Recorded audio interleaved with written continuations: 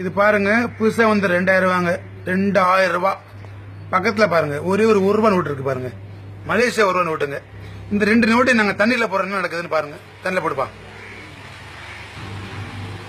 நம்ம 2 தண்ணில போடுங்க.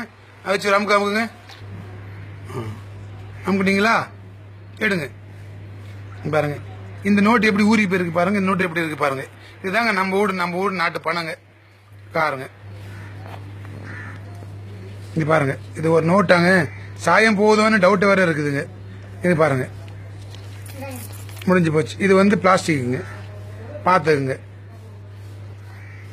ஏங்க, இது ஒரு நல்ல பேப்பர்ல அந்த பணத்தை பிரிண்ட் அடிக்க கூடாதா சொல்லுங்க? சாதாரண ஒரு கேவலமான ஒரு பேப்பர்ல பிரிண்ட் அடிச்சு வச்சுக்கிட்டு இன்னும் குழந்தைங்க விளையாடுற நோட்டு மாதிரியே இருக்குங்க பாக்குறதுக்கு. பாருங்க, ஒவ்வொரு நாட்டுல ரூபாய் இப்படி அடிச்சு வச்சிருக்கான் பாருங்க. பிளாஸ்டிக்ல பாக்குறதுக்கு எவ்வளவு ஹைஃபையா இருக்கு பாருங்க. அதே மாதிரி பிளாஸ்டிக்ல நீங்க தண்ணில கழுவுன்னு வச்சுங்களேன், அதுல இருக்கிற வியாதிகள் எவ்வளவோ பாருங்க.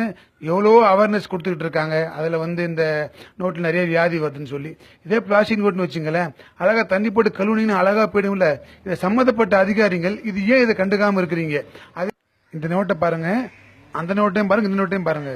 குட்டி கோண்டா இருக்கு. இனிமே பதுக்கிறதுக்கு பக்கா பிளான் பண்ண மாதிரி நமக்கு தெரியலங்க. இதாங்க நம்ம அரசு.